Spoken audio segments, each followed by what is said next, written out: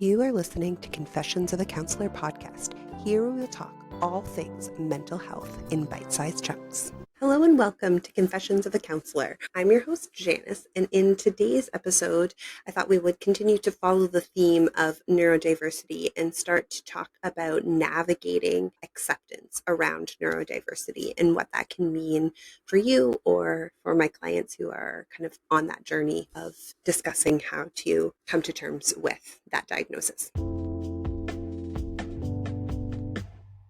So for many of us, the path of understanding our own brains can be a long one. Oftentimes I'm seeing clients in their late 20s, even closer to 40, starting to understand and appreciate their neurodiverse brains. And that can be a really big experience for them to start to walk down that journey and starting to understand why they've done things the way that they have for most of their lives. So perhaps you've always felt different, or maybe recently just received that diagnosis and it's starting to shed light on the unique cognitive wiring of your brain and how wonderful it is. So whatever your journey and your connection to neurodiversity is very vast and different for many people. And these differences are a natural part of the human experience and it's very powerful. So in last episode, we talked about neurodiversity and how having different brains is so important. And so today I wanted to talk about how do I learn to have that acceptance within myself, understanding that having different brains is really important. So knowing about neurodiversity in our brains intellectually, cognitively is one thing, and truly accepting our own neurodiversity is completely different. It's not a switch that flips overnight. It's not something that we can just kind of say, yep, I accept this and this is great now. It's a journey and it's an experience. It comes with a mix of feelings and so many different unique experiences. So it can come with relief, it can come with grief, it can come with joy, it can come with so many different things that allowing that process to move through the feelings that come as we experience them is so important. So one of the first hurdles that this journey can bring and that I see with clients is internalizing the idea that your brain isn't broken. You haven't been doing something wrong your whole life. It's that you've been told for years, either directly or indirectly, the way that you interact with the world or the way that you process information, the way that you experience emotions, these are all wrong or need to be fixed. And so we internalize this belief system that there's something broken with me, there's something wrong with me. And so part of the journey is starting to unlearn so many of those stories and so many of those experiences of being told you're doing it wrong or you're experiencing it wrong. So accepting our neurodiversity means letting go of those internalized messages and recognizing that our brains aren't faulty. There's not something wrong with it. It's simply different. It's diverse and it functions in its own unique way that comes with both strengths and challenges, right? And that's a part of the therapeutic process. So this often involves a period of self-discovery. How does my brain work? What are the unique ways that I process information or understand the world? What are things that I'm sensitive to and things that I often miss? What are some of those experiences that maybe I'm hyper focused on or just completely ignore or unaware of? How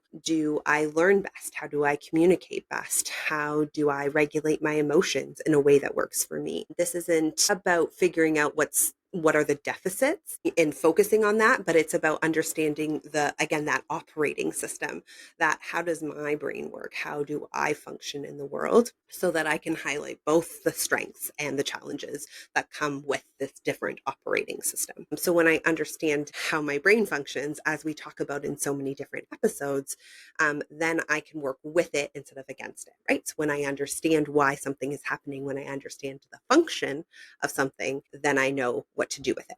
So another significant part of accepting neurodiversity is that grieving process of what ifs.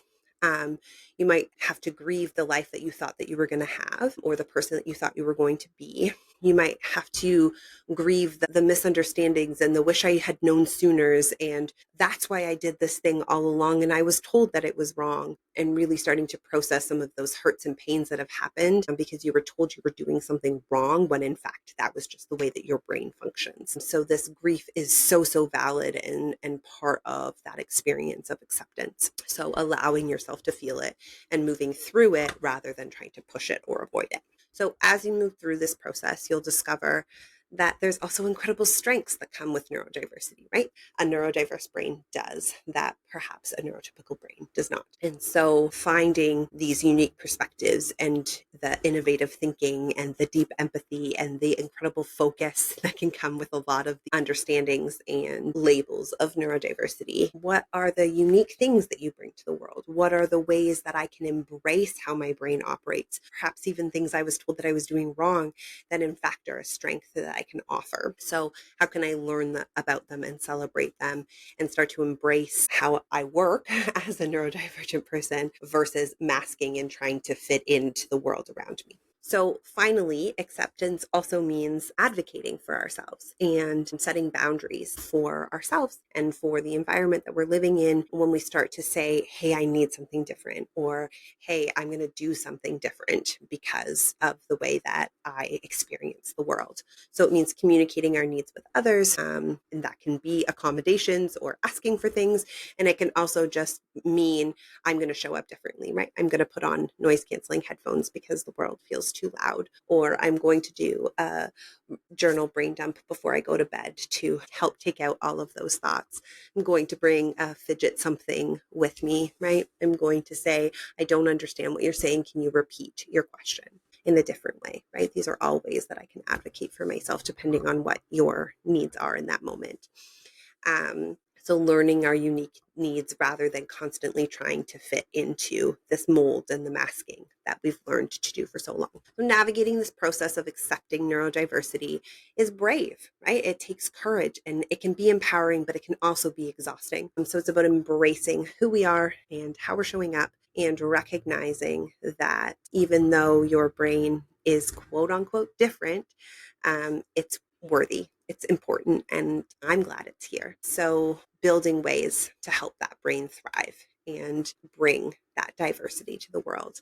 It's not about changing who you are, it's about truly becoming who you've always been. So thank you so much for joining me today and talking about the acceptance of that neurodiversity journey. Remember that your brain is a gift and that there's so many things that it can do that are so powerful and so needed. And I hope that you can start to embrace it and accept it and love it for what it is. Until next time, take care.